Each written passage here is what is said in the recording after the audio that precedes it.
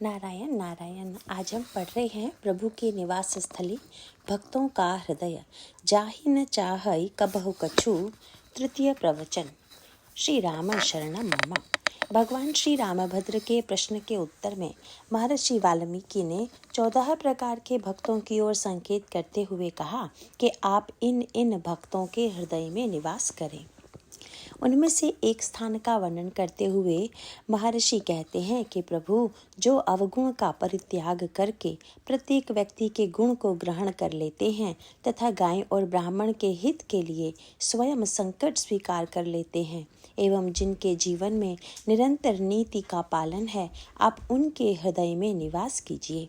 इसमें पहला सूत्र तो वही है जिसकी चर्चा कल की जा रही थी। आज पुनः उस पर एक दृष्टि डालें। वस्तुतः यह सारा संसार ही गुण और दोष से मिलकर बना है।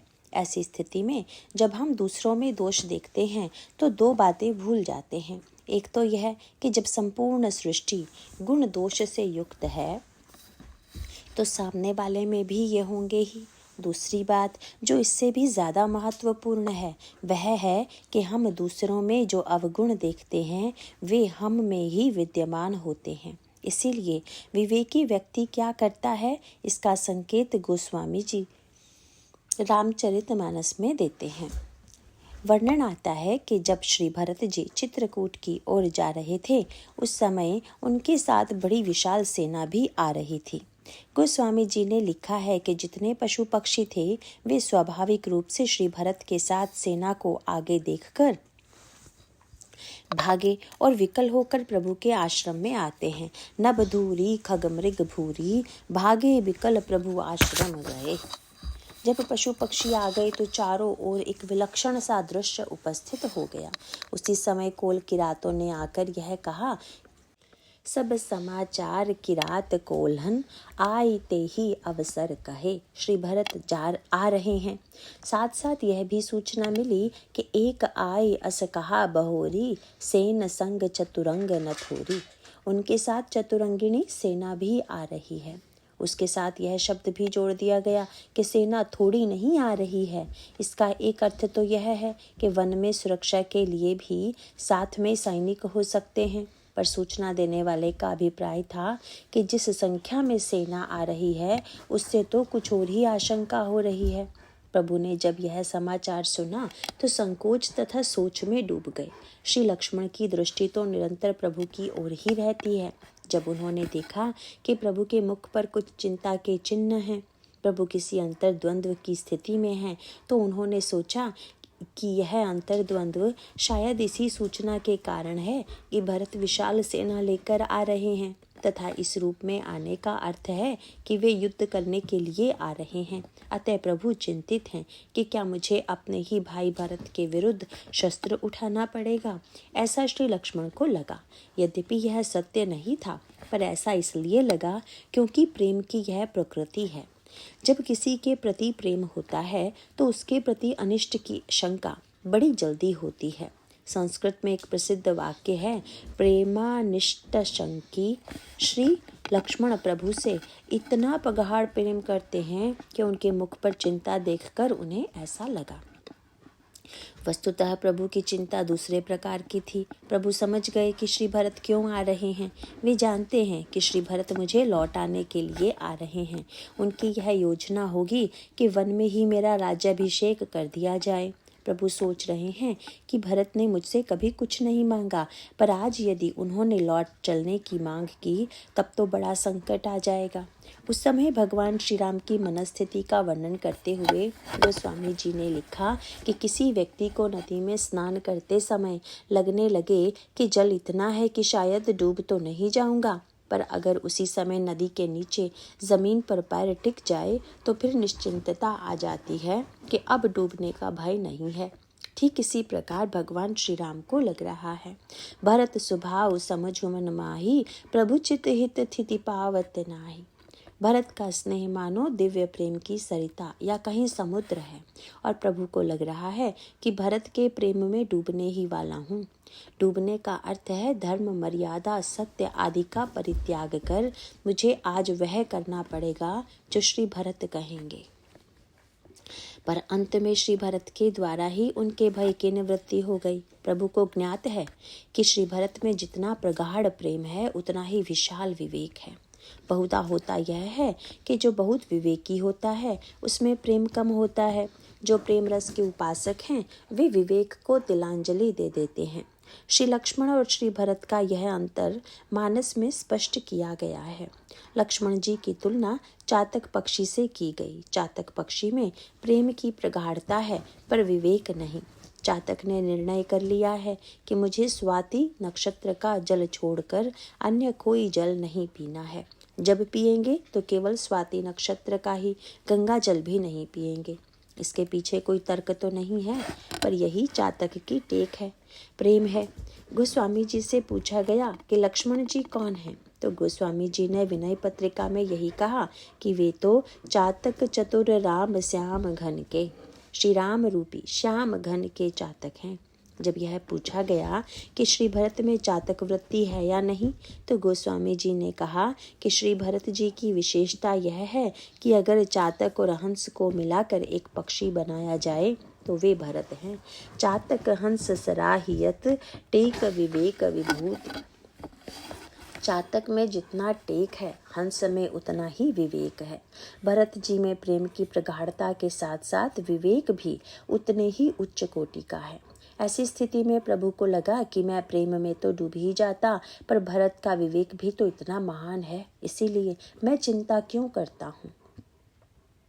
मानो प्रभु भरत में डूब रहे थे और फिर उनको ऐसा लगा कि मैं भरत के सहारे ही उबर जाऊंगा। गोस्वामी जी ने इसे बार बार स्पष्ट किया है।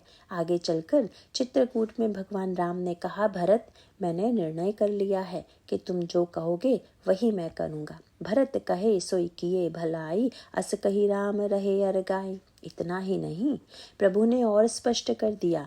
उन्होंने कहा, भरत मन प्रसन्न करी सकुच तजी, कहु करऊ सोई आज, सत्य संग रघुवर वचन, सुनिभा सुखी समाज।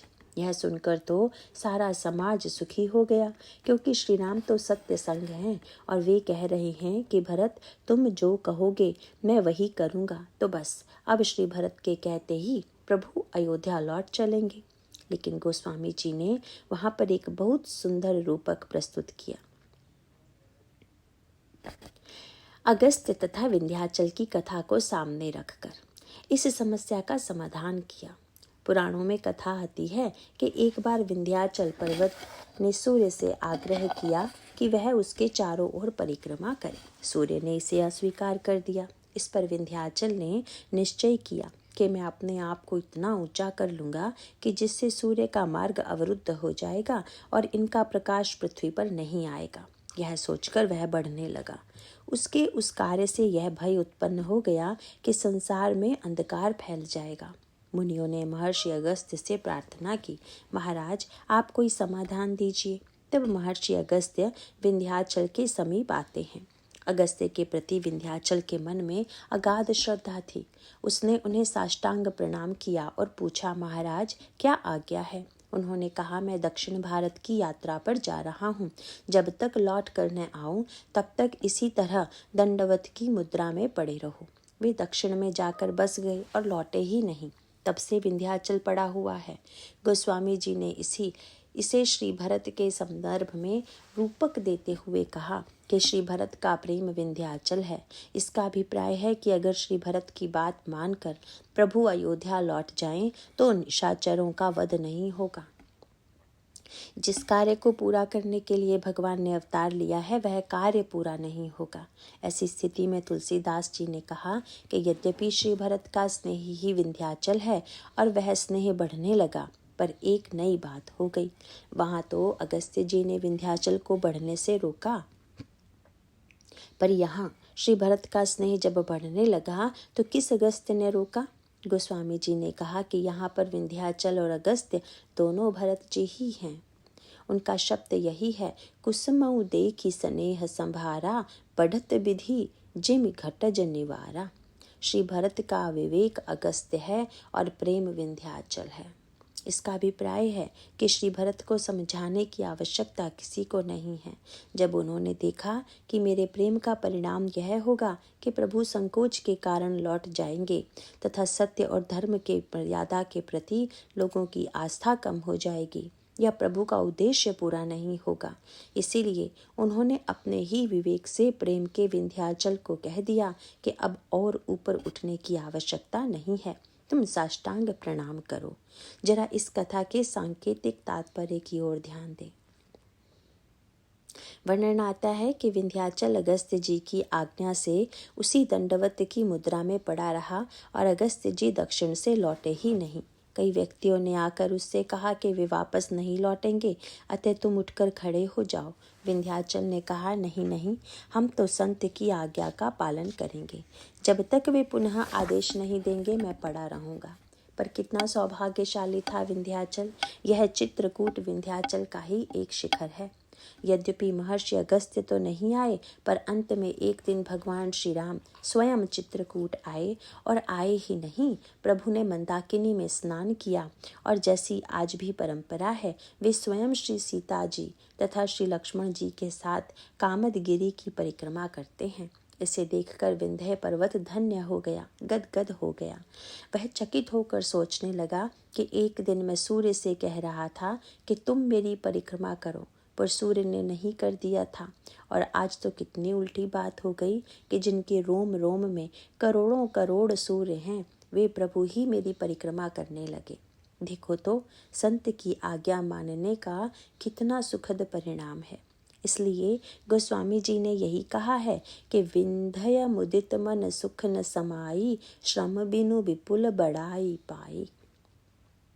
बिल्कुल नई बात हो गई ना। पड़े पड़े ही बिना परिश्रम के कितना बड़ा बड़प्पन मिल गया। और इस प्रसंग में भी ठीक यही हुआ। श्री भरत ने विवेक के द्वारा स्नेह को रोका और यही कहा कि प्रभु, आपको संकोच में डालकर मैं आपसे अपना कार्य कराऊं, सेवक के लिए इससे बढ़कर लज्जा की बात कोई और नहीं होगी। जो सेवक साहिब ही सकोची, निज हित चहई, तासुमति पोची। इसीलिए प्रभु, मैं तो आपसे बस एक ही अनुरोध करूंगा कि जही विधि प्रभु प्रसन्न मन होई, करुणा सागर कीजिए सोई। आप जिसमें प्रसन्न हो, आपको जैसा उचित लगे वही कीजिए। प्रभु ने वही किया।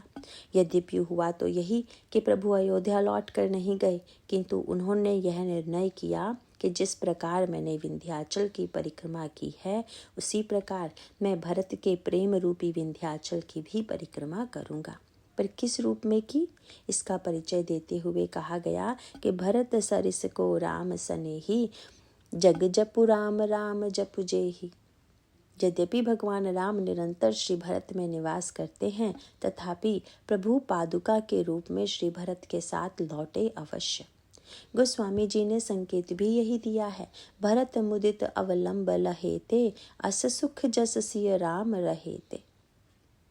बाहर से तो ऐसा लगा कि प्रभु पिताजी की आज्ञा का पालन करने के लिए, सत्य की रक्षा के लिए वन में ही रह गए, पर मानो भीतर से प्रभु ने भरत जी से कहा कि पादुका नहीं, पादुका के रूप में मैं ही तुम्हारे साथ चल रहा हूँ। मैं तो तुम्हारे स्नेह को छोड़कर अन्यत्र निवास ही नहीं कर सकता।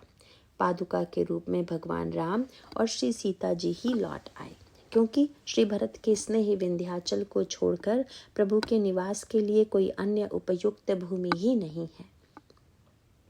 किसी ने प्रभु से पूछ दिया कि अगर एक रूप में भरत जी के साथ रहना है और दूसरे रूप में वन में निवास करना है, तो आप ऐसा भी कर सकते हैं कि पादुका को छोड़ दीजिए वन में और आप चले जाइए श्री भरत के साथ। प्रभु ने कहा, समस्या यह है कि यद्यपि मुझे देखने वाले भी कम हैं, परंतु पादुका में मुझे देखने की दृष्टि तो केवल भरत के पास ही है।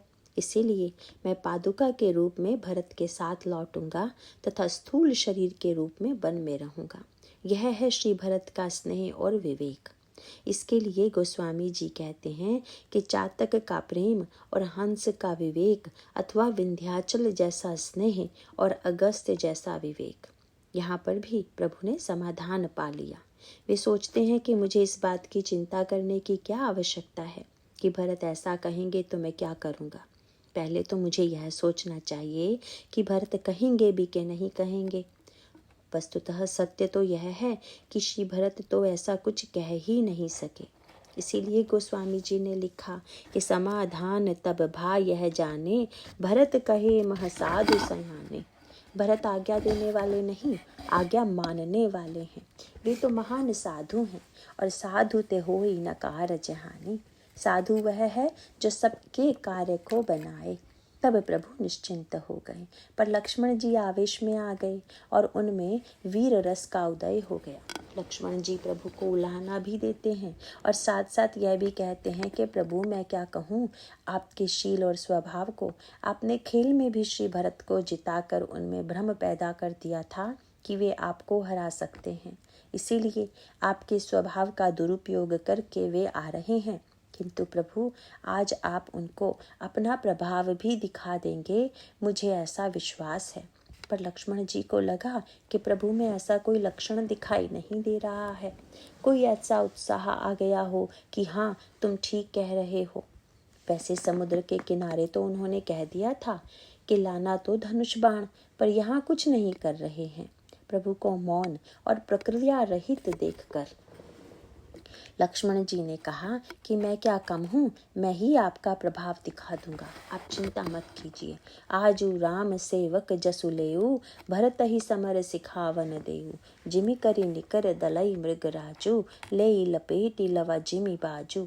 तैसे ही भरत ही सेन समेता, सानुज निदर निपातऊ खेता। प्रभु चुपचाप सुन रहे हैं। लक्ष्मण जी ने साथ साथ यह भी कहा कि संसार में देखा जाता है कि विषय जीव पाई प्रभुताई, मूढ़ मोह बस हो ही जनाई। विषयी व्यक्ति कोई पद पा लेते हैं, सत्ता पा लेते हैं, तो उनमें मोहवश मद आ जाता है, अभिमान आ जाता है।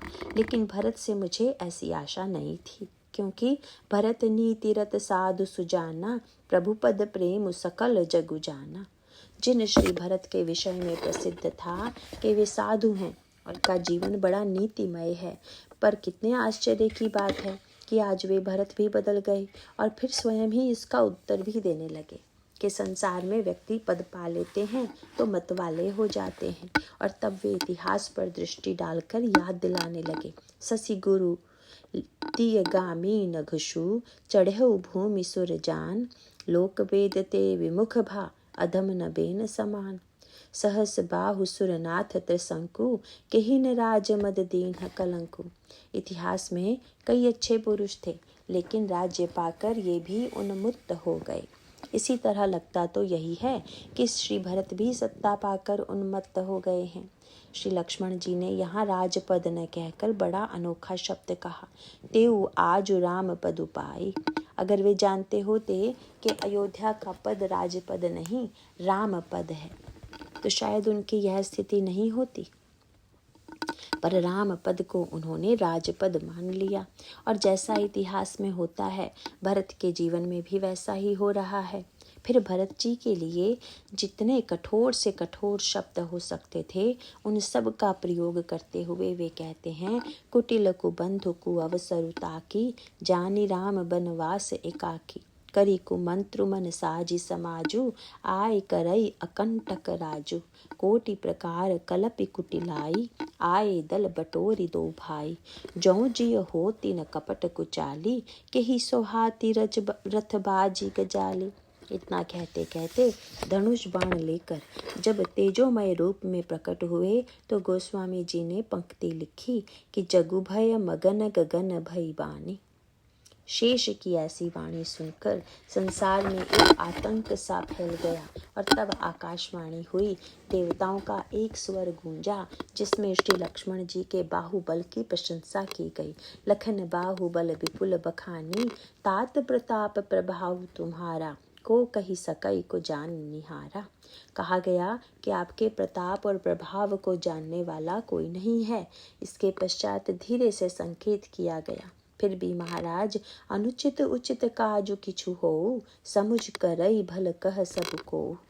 सहसा करी पाछे पछताही, कहई वेद बुध ते बुध नाही। संकेत यह था कि आप आवेश में यह सब कह रहे हैं, पर कोई भी कार्य विचार से तो करना चाहिए। यह बात सुनकर लक्ष्मण जी ने चुपचाप धनुष बाण रख दिया और संकोच में पड़ गए। सुनि सुर वचन लखन सकुचाने। अब लक्ष्मण जी संकुचित हो गए। तब भगवान श्री राम बोले, प्रभु ने यह नहीं कहा कि तुम कितना अनुचित बोले, तुमने ध्यान नहीं रहता कि कैसे बोलना चाहिए। अपितु वर्णन आता है कि भगवान श्री राम और श्री सीता जी ने बड़े प्रेम से पास बुलाकर लक्ष्मण जी को सम्मान पूर्वक बैठा लिया। फिर लक्ष्मण जी से कहा कि मैंने बार बार श्री भरत की प्रशंसा की, तो उस प्रशंसा को तो तुमने प्रमाण माना नहीं, लड़ने को प्रस्तुत हो गए। पर जब देवताओं ने कहा तो तुम एक क्षण में मान गए, ऐसा क्यों? लक्ष्मण जी का संकेत था, प्रभु मैं जानता हूँ कि आप अच्छे पारखी नहीं हैं, तथा देवता बड़े अच्छे पारखी हैं, क्योंकि जो स्वार्थी है अगर वह पारखी न हो तो व्यापार में जरूर धोखा खा जाएगा। व्यापारी सिक्के को ध्यान से न देखे और जो आए ले ले, तब तो न जाने कितने लोग जाली और खोटे सिक्के दे जाएंगे। इसीलिए यह असली नकली की जांच करके ही लेता है। पर प्रभु आप व्यापार तो करते नहीं, इसीलिए आपको परख तो है ही नहीं। देवता पक्के स्वार्थी हैं, इसलिए अच्छे पारखी हैं। भगवान राम ने कहा, लक्ष्मण तुमने जो कहा है वह नीति की दृष्टि से बिल्कुल ठीक है। कही तात तुम नीति सुहाई, सबते कठिन राज मधु भाई।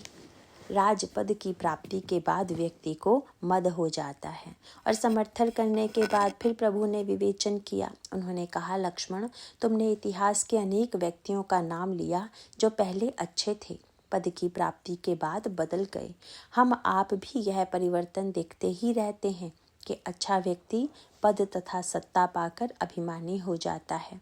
तो भाई तुमने यह सत्य ही कहा है, और इसका कारण यह है कि व्यक्ति में गुण और अवगुण दोनों ही विद्यमान रहते हैं। इसीलिए कोई भी वह नहीं कह सकता कि आज जो व्यक्ति गुणवान दिखाई दे रहा है वह सर्वदा गुणवान ही रहेगा, क्योंकि गुण की वृत्ति सामने आ गई तो गुणवान लगने लगा। अवसर पाकर अवगुण की वृत्ति भी प्रत्यक्ष हो जाती है। जिन राजाओं के पतन की बात तुमने कही है, उनकी स्थिति भी इसी प्रकार की है। उनके जीवन में पहले गुण और पवित्रता प्रकट हुई, फिर बाद में अवगुण सामने आ गए। आप जानते ही हैं कि ऐसा नहीं कि शराब बुरी वस्तुओं से बनती है, श्रेष्ठ से श्रेष्ठ फल से भी शराब बनती है। कोई कहता है कि अंगूर से सुरा बनती है, तो भाई अंगूर इतना सात्विक है जो फलाहार में भी पवित्र माना जाता है, पर जब उसमें एक स्थिति विशेष उत्पन्न कर दी जाए तो वह शराब बन जाती है। इस तरह उसका गुण प्रवृत्ति बदल जाता है। यद्यपि व्यक्ति में गुण होते हैं, पर जब ऐसी वृत्ति आ जाती है तो उसे मलिन बना देती है। ऐसा ही इतिहास में होता है। पूछा जा सकता है कि श्री भरत भी तो संसार में हैं, तो यदि वे भी बदल गए तो इसमें क्या आपत्ति है? उस समय भगवान राम ने उनके हंसत्व की व्याख्या करते हुए कहा, लक्ष्मण कही तात तुम नीति सुहाई, सबते कठिन राज मधु भाई। जो अचवंत नृपमात हितेई, वे उन्मत्त होते हैं। नाहिन साधु सभा जैसे, जिन्होंने साधु सभा का सेवन नहीं किया है। फिर प्रभु ने व्याख्या की कि ब्रह्मा ने गुण और दोष को मिलाकर सृष्टि को बनाया है। सगुण खीर अवगुण जल जाता, मिलई रचई प्रपंच विधाता। ब्रह्मा की आलोचना रामायण में या अन्यत्र इसलिए बार बार आती है। जब कहीं गुण के साथ दोष दिखाई देता है तो सब लोग कहते हैं कि ब्रह्मा का यही स्वभाव है। भगवान राम भी अगर कोई दोष देना हो तो समय समय पर ब्रह्मा का नाम लेते हैं। चित्रकूट में कैकई बड़ी दुखी थी कि ये मैंने क्या कर डाला, पर प्रभु ने कहा, माँ आप यह क्या कह रही हैं? व्यक्ति स्वतंत्र थोड़े ही है कुछ करने न करने में। कुछ पूर्व जन्म के कर्म हैं, प्रारब्ध हैं, जिससे कुछ ऐसा समय आ जाता है। फिर प्रभु ने नाम ले लिया ब्रह्मा का और कहा, पग परिकीन प्रबोधु बहोरी, काल करम विधि सिर धरि खोरी। ब्रह्मा ने आज तक कोई ना कोई समस्या उत्पन्न न की हो, ऐसा कुछ हुआ है क्या? वह सर्वत्र आता है। प्रसंग आता है कि गांव की स्त्रियों ने जब भगवान राम, श्री सीता जी और लक्ष्मण को देखा तो प्रश्न किया कि ये किनके पुत्र हैं। एक स्त्री ने कहा कि ये किसी के पुत्र नहीं हैं। तब उस स्त्री ने कहा, आप प्रगट भय विधि न बनाए, ब्रह्मा ने इनको बनाया ही नहीं। क्यों? क्योंकि अगर ब्रह्मा ने बनाया होता तो इनमें अवश्य ही कोई ना कोई कमी होती। इसका सीधा सा तात्पर्य है कि मान लिया गया कि ब्रह्मा बनाएंगे तो कोई ना कोई कमी रह जाएगी। उसने कहा कि इन्हें ब्रह्मा ने बनाया नहीं, ये तो स्वयं प्रकट हो गए। जब ब्रह्मा ने देखा तो उन्हें लगा कि मैं ऐसे ही रूप सौंदर्य की सृष्टि करूं। बेचारे ने बहुत परिश्रम किया, पर जब इनके समान नहीं बना पाए तो उन्हें ईर्ष्या हो गई। वे नगर में रहेंगे तो लोग देख देख कर कहेंगे कि ब्रह्मा ऐसा निर्माण नहीं कर सकता, अतः इनको ऐसी जगह भेज दें जिससे कोई आलोचना न करे। जरा विचार तो करो, रूख कलप तरु सागर उखारा, तेहि पठाए बनराज कुमारा। जिस ब्रह्मा ने कल्पतरु को वृक्ष बना दिया, सागर को खारा बना दिया, उसी ब्रह्मा ने ईर्ष्या के कारण इनको वन में भेज दिया। ब्रह्मा की सृष्टि में यह दोष है। भगवान राम ने कहा कि ब्रह्मा ने इस सृष्टि का निर्माण करने के बाद भी एक ऐसा निर्माण किया कि जिससे अगर कोई शिक्षा ले तो वह धन्य हो सकता है, और वह भरत है। यद्यपि यह सृष्टि गुण दोषमयी है, पर श्री भरत तो हंस हैं। भरत हंस रविवंश तड़ागा, जन्म कीन्ह गुण दोष विभागा, कही गुण पय तजि अवगुण बारी। ऐसा पक्षी संसार में है या नहीं, इसे खोजने की आवश्यकता नहीं है, पर साहित्य में ऐसी मान्यता है कि यदि जल और दूध को मिलाकर रख दिया जाए तो किसी व्यक्ति के लिए यह संभव नहीं है कि वह उसे अलग अलग कर दे। पर हंस के रूप में ऐसे पक्षी की कल्पना की गई जो इस दूध और पानी के मिश्रण में से दूध पीकर जल को छोड़ देता है। इसी प्रकार से यदि दोष जल है और गुण दूध हैं, तो भरत ही वह हंस है जिसने गुण दोष के मिश्रण से गुण ग्रहण कर लिया और दोष छोड़ दिया। प्रभु का मानो संकेत यह था कि अगर हमारे जीवन में गुण दोष का मिश्रण है, पर इसके साथ साथ हमारे पास विवेक आ जाए, तो इस हंस वृत्ति से व्यक्ति दोष छोड़कर गुण ग्रहण करने में समर्थ होगा। वस्तुतः विवेक से ही हंस वृत्ति आती है। वैसे भक्तों ने हंस वृत्ति आने का एक और उपाय बताया। रामचरितमानस में वर्णन आता है कि काकभुशुंडी जी कथा कहते हैं, पर हैं वे कौवा। काकभुशुंडी जी की कथा सुनकर आश्चर्य होता है कि वे इतनी विलक्षण कथा कैसे कह रहे हैं। इस संदर्भ में गोस्वामी जी ने एक बड़ी ही मधुर कल्पना की। उन्होंने कहा कि ऊपर से देखने में भुशुंडी जी दिखाई देते हैं कौवे की तरह, पर उनके भीतर एक हंस बैठा हुआ है। वह हंस कौन है? तो इसका संकेत करते हुए कहा, जो भुसुंडी मन मानस हंसा। प्रभु ही हंस के रूप में काकभुशुंडी जी के हृदय में निवास करते हैं। इसका अभिप्राय यह है कि या तो व्यक्ति जीवन में विवेक के द्वारा गुण दोष की पहचान करके दोष का परित्याग कर दे, या फिर हंस रूप प्रभु को ही बुला ले कि प्रभु यदि आप आकर मेरे हृदय में विराजमान हो जाएं, तो आपके आ जाने से सारे दोष ही गुण हो जाएंगे। फिर तो जीवन में गुण ही गुण प्रकट हो जाएंगे। इसका अर्थ है कि एक तो हम बुद्धि के द्वारा इस सत्य को समझ लें कि इस सृष्टि में जहाँ गुण है वहाँ दोष अवश्य है, इसीलिए हम गुण और दोष को अलग अलग करके देखें। फिर उसके लिए प्रभु का आश्रय ग्रहण करें। इसे गोस्वामी जी ने अनेक रूपों में कहा है। जैसे महारानी कैकेयी का चरित्र है, उनमें अनेक गुण हैं, इसीलिए कई लोग इस भ्रांति में भी पड़ जाते हैं कि जिनमें इतने गुण हैं उनमें यह एक दोष कैसे हो सकता है। अभी कुछ दिन पूर्व मैं वृंदावन में था, जहाँ कथा चल रही थी। वहाँ एक स्वामी जी ने कथा के बाद एक आलोचनात्मक प्रश्न किया। उन्होंने कहा कि ऐसी कथा आती है कि कैकेयी जी ने श्री राम को वरदान दिया था और उसी की पूर्ति के लिए उन्होंने श्री राम को वन दिया। मैंने उनसे यही कहा कि यह रामायण की कैकई नहीं, किसी अन्य ग्रंथ की कैकई होगी जिसे आपने पढ़ा होगा, और मैं तो मानस की कैकई की कथा कहता हूँ। आपने कहीं से जो काल्पनिक कथा पढ़ सुन ली, उसे गोस्वामी जी स्वीकार नहीं करेंगे। उन्होंने एक यह भी तर्क किया कि रामायण में लिखा हुआ है कि देवताओं की माया के द्वारा कैकई वशीभूत हो गई, और यदि वह माया इतनी प्रबल है तो फिर इसमें कैकई का क्या दोष है। मैंने उनसे कहा कि यदि कोई न्यायाधीश इसी आधार पर निर्णय करे कि व्यक्ति ने माया के द्वारा यह अपराध किया है, इसमें इसका दोष नहीं है, तो फिर कोई अपराधी है क्या? रावण अपराधी है क्या? फिर तो वह भी अपराधी नहीं है, क्योंकि जब यह कहा गया कि ईश्वर सर्वभूतानां हृदये अर्जुन तिष्ठति, सब कुछ ईश्वर ही करा रहा है, तो फिर कैकई जी ही क्यों? उस तर्क के आधार पर तो कोई भी दोषी या निर्दोष सिद्ध नहीं होगा। इस संदर्भ में एक बात और कही जा सकती है। प्रश्न यह है कि क्या माया का प्रभाव भी सब पर समान पड़ता है? इस प्रश्न पर थोड़ा विचार कीजिए। श्री भरत जी जब चित्रकूट में आए तो उसके कुछ दिन बाद देवताओं को बड़ी चिंता हुई कि भले ही प्रभु वापस अयोध्या न लौटें, पर अगर अयोध्यावासी ही चित्रकूट में बस गए तो प्रभु यहाँ पर ही राज्य करने लगे तो फिर दंडकारण्य की समस्याओं तथा रावण का उन्मूलन कैसे होगा। तो क्यों ना श्री भरत पर हम माया का कोई ऐसा प्रभाव डालें कि श्री भरत अयोध्या लौट आए। यह सोचकर देवताओं ने सरस्वती जी को बुलाया और कहा कि देवी, उस समय तो आपने मंथरा और कैकई की बुद्धि को बदलकर हमारी बड़ी सहायता की थी, अब एक काम और कर दीजिए।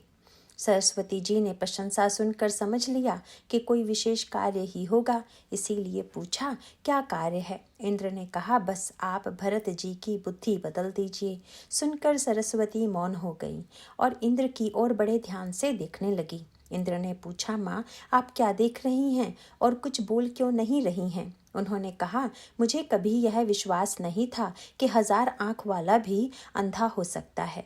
तुम तो इतने अंधे हो गए हो कि मोसन कहत भरत मति फेरू, लोचन सहस न सूझ सुमेरु। सुमेरु पर्वत के समान इतना विशाल और विशिष्ट श्री भरत का चरित्र तुम्हें दिखाई नहीं दे रहा है? जरा विचार करके देखो। भरत हृदय सिय राम निवासु, तहाँ की तिमिरी जहाँ तरनी प्रकाशु। तुम भरत जी की बुद्धि बदलने के लिए कह रहे हो, किंतु मैं सोचती हूँ कि बुद्धि तो तुम लोगों की बदलनी चाहिए। तुम लोग आशा कर रहे हो कि मैं भरत की बुद्धि को बदल दूँ, पर देवता हार मानने वाले थोड़े ही थे। अच्छा, आप बुद्धि नहीं बदल सकती तो हम अपनी माया का प्रयोग तो कर ही सकते हैं। उन्होंने बुलवा कर अपनी माया को आज्ञा दी कि जाकर सबकी बुद्धि बदल दो। तब वहाँ गोस्वामी जी ने एक बहुत सुंदर सूत्र दिया। आप जानते ही हैं कि छूत का रोग जब फैलता है तो कुछ लोगों को होता है और कुछ लोगों को नहीं होता। नगर में कोई संक्रामक रोग फैल जाए तो कुछ लोग बच ही जाते हैं, किंतु क्यों बच जाते हैं? इस संदर्भ में मान्यता यह है कि उनके शरीर में रोग से लड़ने की क्षमता अधिक होती है, अतः उनसे रोग के कीटाणु हार मान जाते हैं। किंतु जहाँ पर पहले से कमजोरी है वहाँ पर रोगाणु प्रबल होकर आक्रमण करते हैं। यही सत्य मन के संदर्भ में भी है। तुलसीदास जी ने लिखा कि जब देवताओं ने माया का प्रयोग किया तो भरत जी पर प्रभाव होने का तो प्रश्न ही नहीं था। माया तो श्री भरत की ओर देख भी नहीं सकती। यद्यपि जब प्रयोग किया तो माया का प्रभाव पड़ा, पर लिखा हुआ है कि भरतु जनक मुनि जन सचिव साधु सचेत चिहाय। जो साधु और सजग थे उन पर माया का प्रभाव नहीं पड़ा, किंतु लागी देव माया सबही यथा जोग जनु पाई। माया ने देख लिया कि जिनके हृदय में पहले से ही कुछ न कुछ वासनाएं हैं उन पर अधिक प्रभाव पड़ा। भरत जी सर्वथा छूते रहे तथा वशिष्ठ जैसे सचेत मन महात्मा उस माया के प्रभाव से बच जाते हैं। इसका अभिप्राय है कि अगर कैकई पर माया का प्रभाव पड़ा तो उसका एकमात्र कारण यही है कि वहाँ पर रोग के कीटाणु पहले से ही थे, मंथरा में भी थे। इसीलिए सरस्वती जब अयोध्या में आई तो उन्होंने देख लिया था कि रोग कहाँ से फैलाना है। तब उनको ही दो पात्र मिले, या तो मंथरा या कैकई। यह सूत्र हम सबके लिए सजगता का महान आधार है। इसका तात्पर्य है कि हम जीवन में यह मानकर कभी निश्चिंत न हो जाएं कि हम में सद्गुण हैं और हमने बुराइयों पर विजय पा ली है। यह विजय की भ्रांति जिस व्यक्ति के जीवन में होगी वह निश्चित रूप से कभी न कभी बुराई के चंगुल में ऐसा फंसेगा कि उसकी कोई सीमा नहीं है। गोस्वामी जी ने श्री भरत की प्रशंसा करते हुए कहा कि श्री भरत की बहुत बड़ी विशेषता यह है कि जब वे चित्रकूट से लौट कर आए तो नंदी ग्राम में रहकर साधना करते हुए निरंतर पादुका से आज्ञा लेकर राज्य कार्य चलाते हैं। तुलसीदास जी से पूछा गया कि श्री भरत को साधन करने की आवश्यकता है क्या, क्योंकि जिनका स्मरण भगवान राम करते हैं, जो इतने श्रेष्ठतम भक्त हैं, वे क्यों तपस्या करेंगे। तपस्या तो साधक करता है, पर ये तो उससे ऊपर है। किंतु गोस्वामी जी के शब्द जरा देखिए। उन्होंने कहा, लखन राम सिय कानन बसही, भरत भवन बसी तप तनु कसही। इसमें तप तनु कसही में एक महान संकेत विद्यमान है। यह तो व्यवहारिक रूप में दिखाई देता है कि अगर हम सोना बेचने के लिए जाएं तो सर्राफ केवल उसका रंग रूप देखकर ही नहीं खरीद लेता, बल्कि वह पहले अपने पास से एक कसौटी पत्थर निकालता है और उस पर सोने को कसता है। यदि खरा सोना होगा तो आपको मूल्य देगा, अन्यथा लौटा देगा। पर यहाँ एक नई बात कही गई। श्री भरत अपने आप को तपस्या की कसौटी पर कस रहे हैं। मानो श्री भरत यह सूत्र देते हैं कि संसार का जो सोना है उसे एक ही बार कसौटी पर कसने की आवश्यकता है, पर मन के सोने को तो निरंतर कसते ही रहिए। कभी निश्चिंत मत हो जाइए कि यह खरा ही रहेगा, कभी खोटा नहीं होगा। इसीलिए वे सावधान रहकर 14 वर्ष तक निरंतर कसते ही जा रहे हैं। इस संदर्भ में श्रीमद् भागवत में एक ऐसा वाक्य कह दिया गया जो उपदेश के लिए है। भगवान शंकर ने जब विष्णु से मोहिनी रूप दिखाने की प्रार्थना की तो भगवान विष्णु ने अनुरोध किया कि आप यह आग्रह न करें, किंतु भगवान शंकर के विशेष आग्रह पर उन्होंने मोहिनी रूप दिखाना स्वीकार किया। यहाँ पर एक सांकेतिक कथा आती है जिसको पढ़कर लगता है कि भगवान शंकर सम्मोहित हो गए। अब यदि कोई कहे कि शंकर जी भी सम्मोहित हो गए तो वह भूल कर रहा है। वस्तुतः सत्य तो यह है कि शंकर जी ने हम लोगों को सावधान किया कि मोहिनी माया को देखकर जब हम विचलित हो सकते हैं तो तुम लोग तो सावधान ही रहो। ठीक यही सूत्र यहाँ पर भी है। श्री भरत तो अपने आप को सोना मानते ही नहीं, वे तो मानते थे कि मैं तो लोहा हूँ।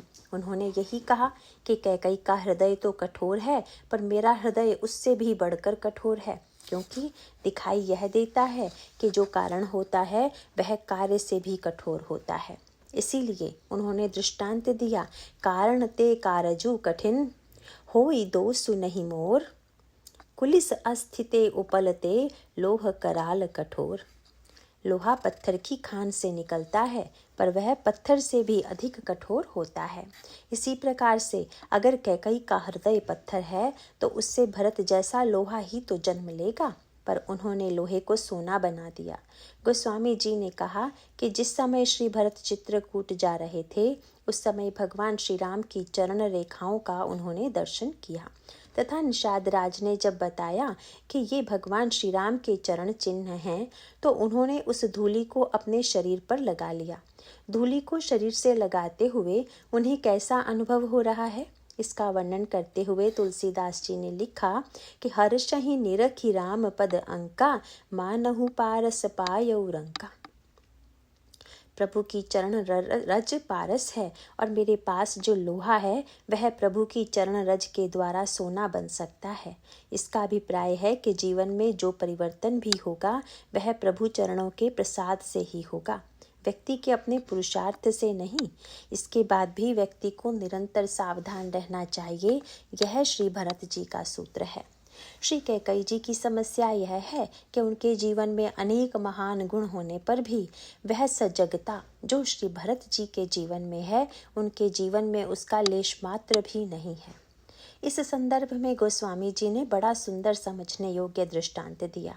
आप देखते हैं कि बहुधा नदियों में पत्थर के द्वारा घाट बना दिया जाता है।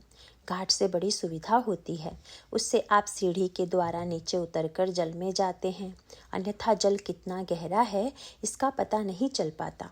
गोस्वामी जी ने बड़ा सुंदर रूपक देते हुए कहा कि कैकई का चरित्र तो मानो जल था। महाराज श्री दशरथ ने श्री राम को राज्य देने की घोषणा की और कैकई भी यही चाहती हैं, तो यह मानो सीढ़ी है। लेकिन सीढ़ी से संकट भी बहुत बड़ा है, क्योंकि सीढ़ी से नीचे उतरकर व्यक्ति नहा तो सकता है, पर कई बार आपने देखा होगा कि सीढ़ी में काई लग जाती है, और यह काई भी जल से ही लगती है। जिस जल में आप नहाने जा रहे हैं उसी जल से काई भी बनी हुई है। पत्थर में अगर थोड़ा सा गड्ढा है तो जल वहाँ रुककर काई बन जाएगा, और अगर असावधानी से व्यक्ति का पैर इस पर पड़ा तो फिर वह बेचारा क्या नहाएगा, उसकी तो हड्डी पहले ही टूट जाएगी। ठीक इसी रूपक को बालकांड के प्रारंभ में लिखते हुए तुलसीदास जी ने कहा, राम तिलक हित मंगल साजा, परब जोग जन जुरे समाजा। पर गिर पड़े महाराज श्री दशरथ, उनकी तो केवल हड्डी ही नहीं टूटी अपितु प्राण भी चले गए। पर कहाँ, फिसल गए। तो गोस्वामी जी ने कहा, काई कुमति कैकई केरी। यद्यपि कैकई बड़ी गुणवती थी, पर गड्ढा तो था ही। वह गड्ढा अभिमान का था, जिसमें ममता का जल भरा हुआ था, वही काई बन गई। काई कुमति कैकई केरी, परिजासु फल विपति घनेरी। जब महाराज श्री दशरथ के प्राण चले गए तब इस विपरीत विपत्ति का निवारण किसके द्वारा हुआ? गोस्वामी जी ने कहा, श्री भरत के द्वारा। समन अमित उत्पात सब, भरत चरित जप जाग। भरत जी का जो चरित्र है वही मानो व्यक्ति के लिए सावधानी का कल्याण सूत्र बन गया।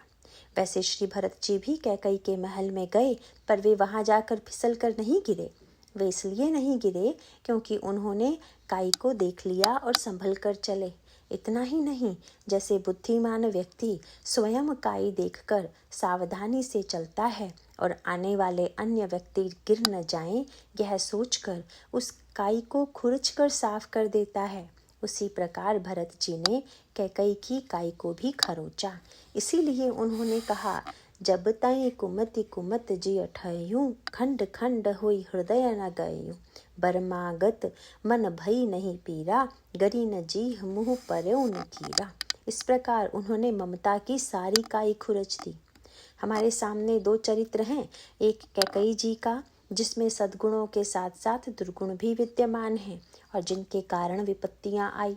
दूसरी ओर श्री भरत जी का निरक्षीर विवेकी चरित्र हैं, जो दुर्गुणों का परित्याग कर सद्गुणों को ग्रहण करते हैं।